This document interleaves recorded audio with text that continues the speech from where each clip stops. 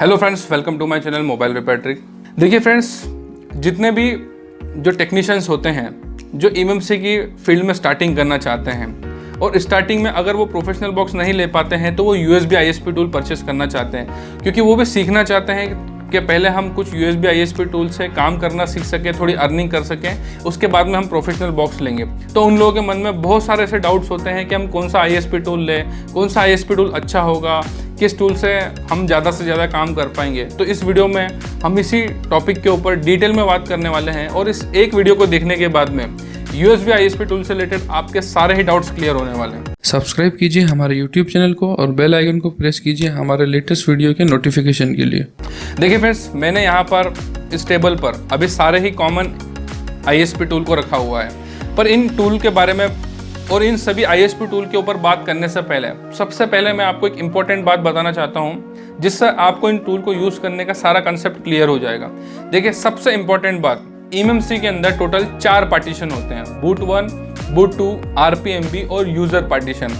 और देखिए, जितने भी यूएसबी आईएसपी टूल होते हैं, ये सभी आईएसपी टूल एमएमसी के सिर्फ एक ही पार्टीशन पे वर्क करते हैं, यूजर पार्टीशन। उस वजह से जितने भी यूएसबी वाले आईएसपी टूल होते हैं, ये कभी भी किसी एमएमसी का या किसी फ़ोन का डेड बूट रिपेयर नहीं कर सकते हैं, क्योंकि किसी भी फ़ोन के डेड बूट को रिपेयर करने के लिए बूट 1, बूट 2 पार्टीशन या फिर जो ESD CSD फाइल होती है जिसमें हम बूट कॉन्फ़िगर करते हैं, उस पार्टीशन पर वर्क करना होता है। और इनमें से किसी भी आईएसपी टूल के थ्रू आप उस पार्टीशन पे, मतलब आप बूट कॉन्फ़िगर नहीं कर सकते, ना आप डेड बूट रिपेयर कर सकते हैं। तो सबसे पहली और इम्पोर्टेंट बात कि आप इन यूएसबी आईएसपी टूल से डेड बूट रिपेयर नहीं कर सकते।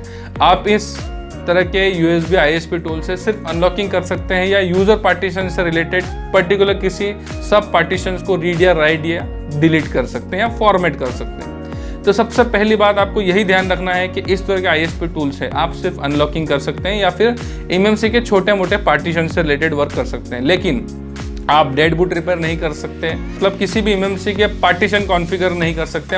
अगर इस तरह के आईएसपी टूल से अगर आपका फ़ोन अनलॉकिंग के समय पार्टीशन कॉन्फ़िगरेशन डिसेबल होने की वजह से, बूट पार्टीशन डिसेबल होने की वजह से अगर आपका हैंडसेट डेड हुआ है, तो आप इस तरह के यूएसबी आईएसपी टूल से उस डेड बूट को रिकवर नहीं कर सकते।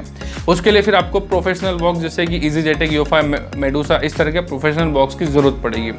तो फ्रेंड्स, इस बात को हमेशा ध्यान रखिए कि इस तरह के जितने भी यूएसबी आईएसपी टूल होते हैं, इनसे सिर्फ आप अनलॉकिंग कर सकते हैं। और उस अनलॉकिंग के टाइम अगर किसी भी तरह से उनका बूट डिसेबल होने की वजह से वो हैंडसेट डेड होते हैं, तो इस तरह के यूएसबी आईएसपी टूल से आप उन्हें दोबारा ऑन नहीं कर सकते। अब बात करते हैं कि इन यूएसबी आईएसपी टूल में से सबसे बेस्ट टूल कौन सा होता है। देखिए फ्रेंड्स, हमने आज तक हमारे इस यूट्यूब चैनल के ऊपर जब भी किसी टूल के ऊपर या किसी सॉफ्टवेयर के ऊपर अगर वीडियोस बनाई हैं, तो उसके अंदर हमने हमेशा आपको बिल्कुल सही चीज़ें बताई हैं। जो उस टूल की खास बातें हमने वो भी बताई है और जो उसकी खामियां हैं हमने वो भी बताई हैं। तो देखिए फ्रेंड्स, इस वीडियो के अंदर आज मैं जितने भी आईएसपी टूल हैं, इन सभी की अच्छी और ख़राब ये सभी बातें मैं आपको बताने वाला हूँ। देखिए, सबसे पहले मैं बात करूँगा इस मिरेकल आईएसपी टूल की। देखिए, इस मिरेकल आईएसपी टूल में बहुत सी बार आपके चाइनीज हैंडसेट जैसे ओप्पो, रियलमी ये कनेक्ट हो जाते हैं, बहुत सी बार कनेक्ट नहीं भी होते हैं। उसमें आपको पुल अप रेजिस्टेंस लगाने पड़ते हैं।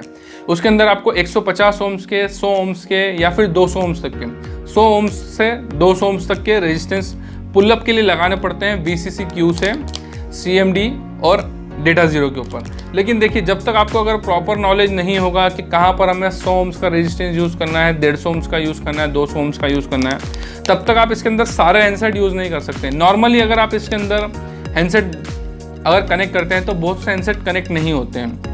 उसमें अगर आप रेजिस्टेंस प्रॉपरली यूज़ करते हैं तब इसके अंदर कनेक्ट होने लगता है। और देखिए फ्रेंड्स, मिरेकल आईएसपी टूल के अंदर VCC-Q में 1.8 और 3.3 की सप्लाई को एडजस्ट करने के लिए इस पर एक स्विच लगाया हुआ है, लेकिन उसके बाद में भी आपको इसमें कनेक्टिविटी में बहुत सारे इश्यूज आते हैं, जिसमें रेजिस्टेंस लगा करके आप इसे यूज़ कर सकते हैं, लेकिन उसके लिए आपको इसका प्रॉपर नॉलेज होना चाहिए।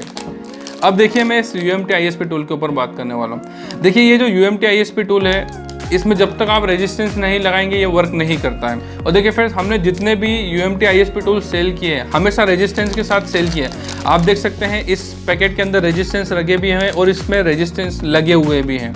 तो अगर आप इस तरह का UMT आईएसपी टूल परचेस करते हैं और प्रॉपर रेजिस्टेंस के साथ अगर परचेस करते हैं, तभी ये वर्क करता है। और देखिए, ये ओप्पो, रियलमी, शाओमी जैसे चाइनीज़ ब्रांड के ऊपर वर्क करता है, ये सैमसंग के ऊपर वर्क नहीं करता है। तो जब भी अगर आप इस UMT ISP टूल को परचेस करें तो इस बात का ध्यान रखिए कि ये Oppo, Realme, Xiaomi जैसे चाइनीज़ ब्रांड के ऊपर ही वर्क करता है, वो भी अगर प्रॉपर रेजिस्टेंस के साथ आप यूज़ करते हैं तब। लेकिन ये सैमसंग पर और कुछ लेटेस्ट ब्रांड पर ही वर्क नहीं करता है। अब बात करते हैं हम GSM ISP टूल की। देखिए GSM ISP टूल में इन मिरेकल और UMT जैसा रेजिस्टेंस का कोई इशू नहीं होता है। इसके अंदर हमें किसी भी तरह का कोई रेजिस्टेंस नहीं लगाना पड़ता है। और अगर हम पावर सप्लाई की बात करें तो इसमें 1.8, 2.8, 3.3 इस तरह की 3 पावर सप्लाई दी हुई हैं। तो आपको VCC, VCCQ के ऊपर अगर जंपर यूज़ करना भी, मतलब अगर पावर सप्लाई देना भी होती है तो इसमें आपके पास ऑप्शंस होते हैं। और इसमें कनेक्टिविटी की अगर हम बात करें तो ये नॉर्मल USB एंड्रॉइड केबल आती है, उससे भी कनेक्ट होता है। और हमारी जो प्रिंटर वाली केबल होती है जिसे हम UFI और EasyTech बॉक्स में यूज़ करते हैं, उस केबल से भी कनेक्ट कर सकते हैं। इसमें 2 ऑप्शन होते हैं। जैसे कि अगर हम GSM ISP टूल की बात करें तो इसमें Oppo A3 इसको कनेक्ट करने में बहुत ज़्यादा प्रॉब्लम आती है। लेकिन बाकी जितने भी हैंडसेट है जैसे Realme 2 या Realme के और भी जितने हैंडसेट है Qualcomm के, वो ईजिली इसके अंदर कनेक्ट हो जाते हैं। लेकिन A3s जो कि इन टूल में इजीली कनेक्ट हो जाता है, वो GSM ISP टूल में थोड़ा कनेक्टिविटी में इशू करता है। और कुछ हैंडसेट हैं जो इसके अंदर थोड़ा सा प्रॉब्लम करते हैं, लेकिन उसके अलावा ओवरऑल ये टूल भी अच्छा ही है। लेकिन कुछ मॉडल जैसा मैंने बताया Oppo A3 इस तरह के कुछ मॉडल्स में इसमें प्रॉब्लम्स होती हैं। लेकिन फिर भी UMT ISP टूल और मिरेकल ISP टूल से ज़्यादा अच्छा परफॉर्मेंस ये GSM ISP टूल देता है। अब बात करता हूँ मैं UFI लाइट ISP टूल के ऊपर। देखिए UFI जो लाइट ISP टूल होता है, बहुत सी बार इसे रीसेलर इस ISP अडेप्टर के साथ में सेल करते हैं, जो कि इसके लिए नहीं है। देखिए जो UFI लाइट ISP टूल है ये BGA सॉकेट में वर्क करने के लिए बना है। UFI बॉक्स के BGA सॉकेट में वर्क करने के लिए बना है। और MMC के अंदर साइज में सबसे बड़ा पार्टीशन होता है यूज़र एरिया, उसे रीड करने के लिए इस UFI लाइट ISP अडेप्टर को बनाया गया है, जो कि UFI बॉक्स के BGA एडाप्टर में कनेक्ट करके MMC के यूज़र पार्टीशन को रीड करने के लिए बनाया गया। लेकिन बहुत से रीसेलर उसे इस तरह के ISP एडाप्टर के साथ में सेल करते हैं, जबकि ये ISP एडाप्टर इसमें वर्क नहीं करता। लेकिन अगर आप इस तरह के मॉडिफाइड ISP एडाप्टर, देखिए हमारी टीम ने बहुत ही मेहनत के बाद में, बहुत ही रिसर्च के बाद में इस तरह के 2 ISP एडाप्टर बनाए, V1 और V2, जिसके ऊपर ऑलरेडी हम पहले भी बहुत सारे वीडियोस बना चुके हैं। और हमारे ये दोनों ही एडाप्टर UFI बॉक्स और UFI लाइट टूल दोनों में वर्क करते हैं। जो भी लोग ISP टूल में अगर वर्क करना चाहते हैं तो इस UFI लाइट टूल को अगर इस ISP एडाप्टर के साथ में यूज़ करते हैं तो इसका परफॉर्मेंस बहुत ही ज़बरदस्त आता है।